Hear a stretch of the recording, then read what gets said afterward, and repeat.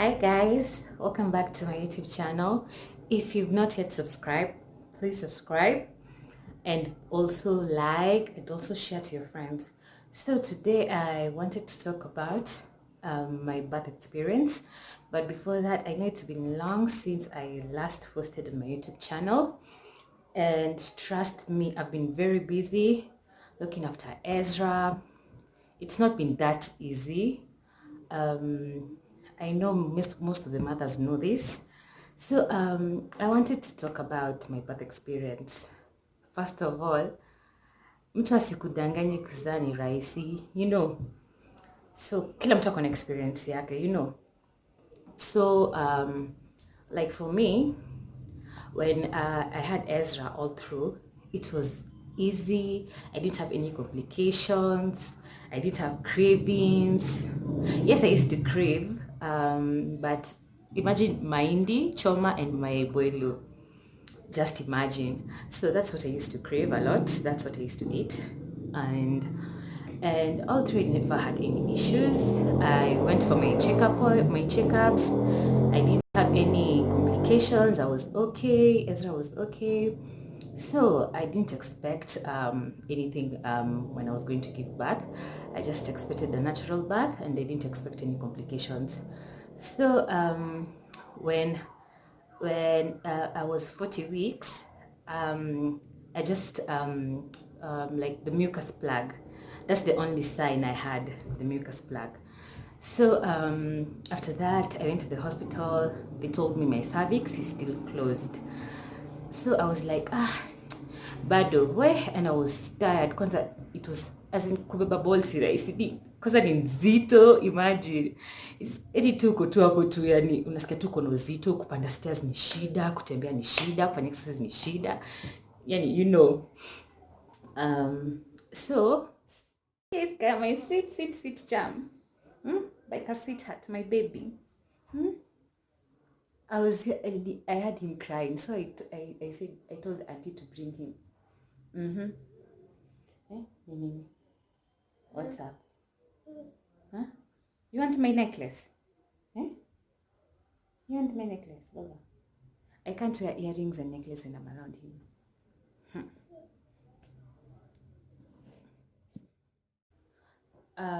So at 40 weeks, I went to the hospital. Not at 40 weeks, sorry. At 41 weeks, I went to the hospital because I wasn't hearing any kicks since in the morning, from till around in the afternoon. I couldn't hear Ezra moving, so I went to the hospital. I usually go to Mata Hospital, so I went to Mata Hospital, and I went and saw my doctor. He requested, I have a doctor there, he's called Dr. Robert Irungu. He's the best gynecologist. So I went there and he told me, let's have a scan. And when I entered the room, kufanywa scan, so alikapa kwa hiyo gel. Imagine Ezra just kicked at that time. So nikafanyiwa, nikaonekana the baby's okay, kila kitu iko sawa, and Ezra was 4 kgs. So the doctor told me if I want to give birth naturally, I have to I have to be induced, or I can go home and wait. So I thought about it, and my husband was still working, and it's his bro who took me to the hospital. So I talked to him, and he actually told me, ukirudi home tena utakuwa worried, you'll come back to the hospital. So I was like, sasa ni induciwe na vile musikia stories ati it's painful, it's more painful, sijui what, but I wasn't ready to give birth at that time because mi nilikuwa nimeenda hosi scan. But sasa nikakaa nikaona, I talked to Habi akaniambia if I'm okay with it, he's okay with it. So nikaambia my gyna, nikaambia my doc, it's okay, sawa, me I'm ready to be induced. So nikapelekwa kwa ward, nikapelekwa kwa maternity ward, and I saw one of my friends akanibukia a private room, and it was nice. I was okay. Nikavalishwa hiyo nguo ya maternity.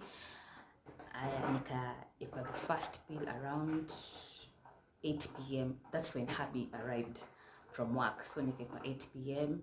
and he was like, he freaked out. Alikuwa anaona kana joke. So he freaked out when he reached in the hospital and he was like, "Ai, babe, wamesha kuvalisha hiyo nguo." And I was like, "Hey, mimi naza leo. Kwani?" And he was like, "Are you sure? Are you ready?" And I was like, "Yeah, I'm ready."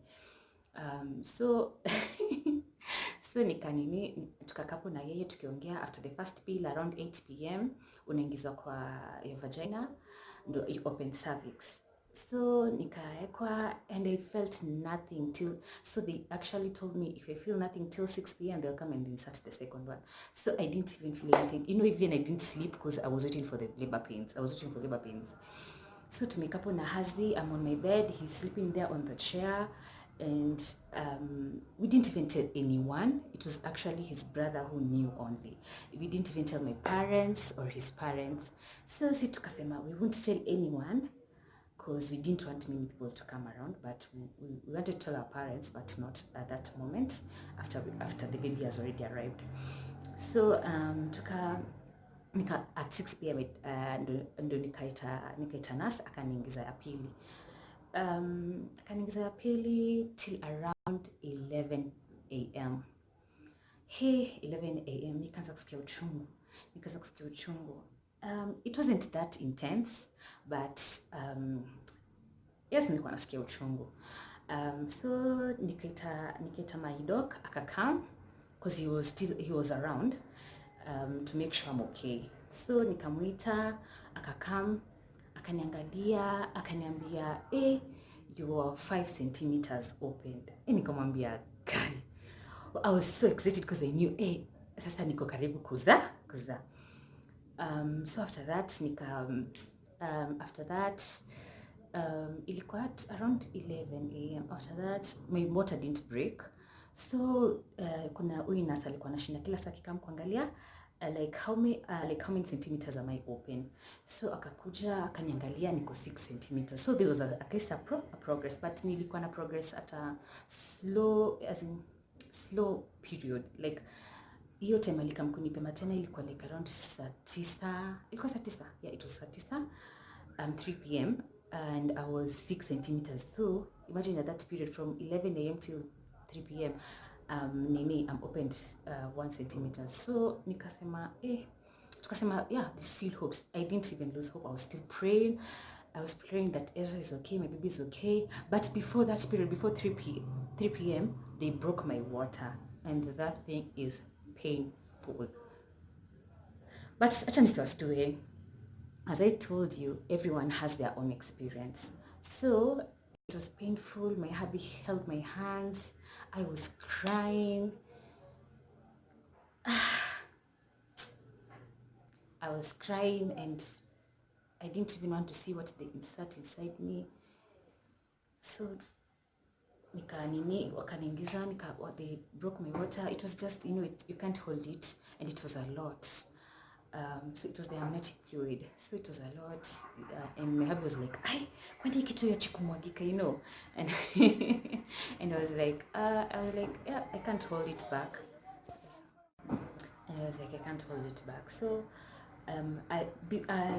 before 3 p.m. I was taken to another room. It's the room near the delivery room, because I was in the ward.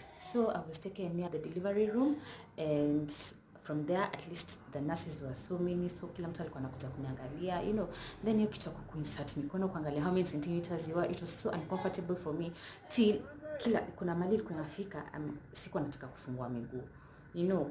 Nilikuwa tu nataka, as in I was telling them, "Hapana, don't do this." So around 3 p.m. sikuwa naendelea kufunguka, so they insert a drip. It's your drip ni kufanya kufanya labor pains zikuwe intense. So nikekwa hiyo drip, like it's a syringe, like it's like a bottle, like inatosha if it's this big. So ikafika hadi nusu. Nilikuwa nasikia uchungu, it was painful, but God pulled me through. Nikaendelea hivyo. So nilikuwa nasikia uchungu, then you know, bado hatujaita my parents, still there's no it's only my hubby. So it was only my hubby. My hubby was the one who was helping me. Wakaniletea a ball.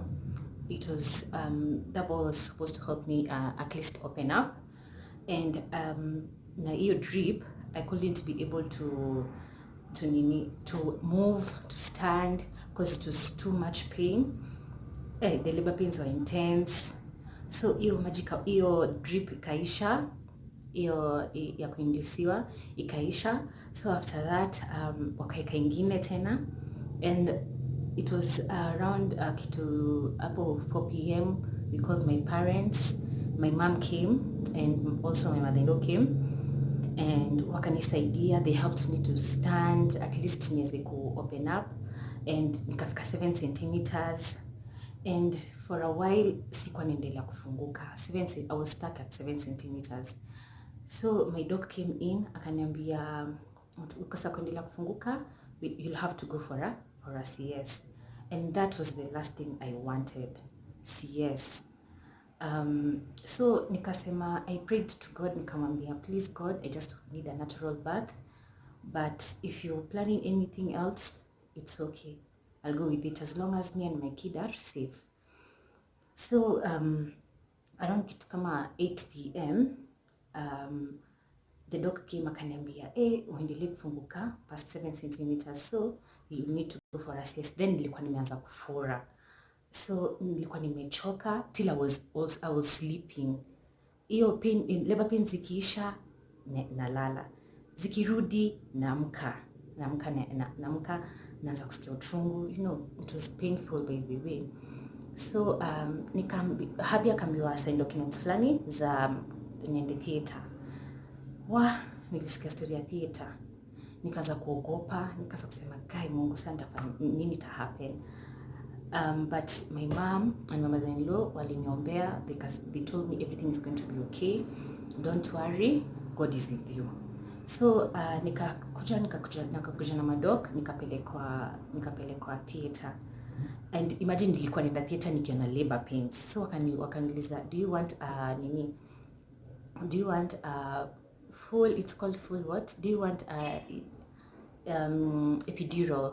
It's called epidural. Do you want epidural ama tukulalishe nini kabisa, full anesthesia? So nikawambia I want epidural. So epidural, nikaingia kwa theater. Epidural is where you lie like this, and then they kuna kitu wanakudunga kwa spine, as in like you're numb but you can feel everything, and you can hear everything, you can feel, but you won't feel any pain.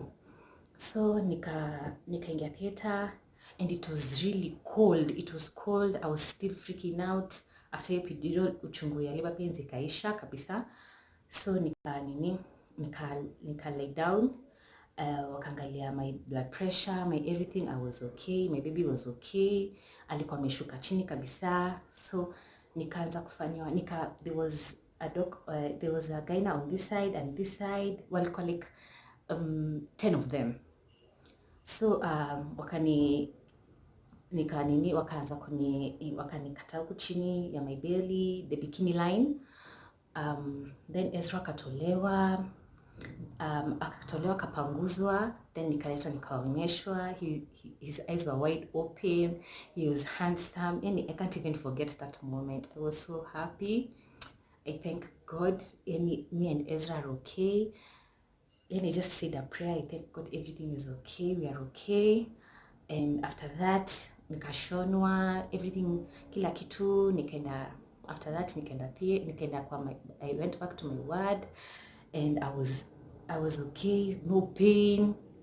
So Ezra wasn't there. Ezra alikuwa nursery, because ukifanya CS your baby takes to anapelekwa nursery, then anaikwa like for an hour, then utaletewa.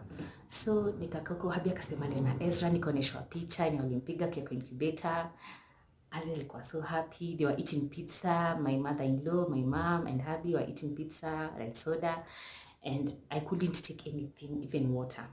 Nilikuwa tu nimekwa drip ya maji. So nikakaa hapo kwa bed, nikaongelesha, and they were like, mtoto kutoka theater anakuanga na energy anaweza ongea ni, I told them yeah, I'm okay. So wakakaa for a while, time yao ikaisha. The only person who was left behind was Habi, because yeye angeweza kukaa na mimi in my room. So nikaekwa hapo na Habi. After a while tukaletewa Ezra, and I was like, wow, ndio Ezra ameletwa. Hey, tukakapo na Ezra, and then I was shown how to breastfeed, then nasa kaenda. And that's when I knew, anyway, mtoto akitoka kwa tumbo, it's a whole different world. And I thank my hubby for supporting me in that period. Since I was pregnant, paka nika deliver till now, he's still supporting me. He's always by my side, and I thank him so much. And for Ezra, Ezra is so handsome. He's the most adorable child in the world, and I thank God for him. I didn't have that complications, but for me, I was expecting a natural delivery. I didn't expect nitaenda CS, but I'm happy in a way, because me na Ezra tuko sawa, and as you can see me, I'm okay, I'm fine, I'm doing well, and nilipona. But sasa the healing process, it was just devastating, because hiyo wound ni uchungu. Yani in the morning nilikuwa on painkillers, they were inserting morphine, yani the healing process was just terrible. But after 6 months nilikuwa sawa, I was back, and I'm back to normal. I'm okay, my scar is even gone. Sahi hata huwezi notice kama nilifanya CS. So I thank God for everything. So thank you for watching my channel. I'll be posting more often, because right now at least Ezra is not clingy sana, but yeah, I'll be posting more. Thank you guys for watching. Have a lovely day, have a lovely week, and be sure to check my videos, my past videos, and also more videos to come. Okay, bye bye.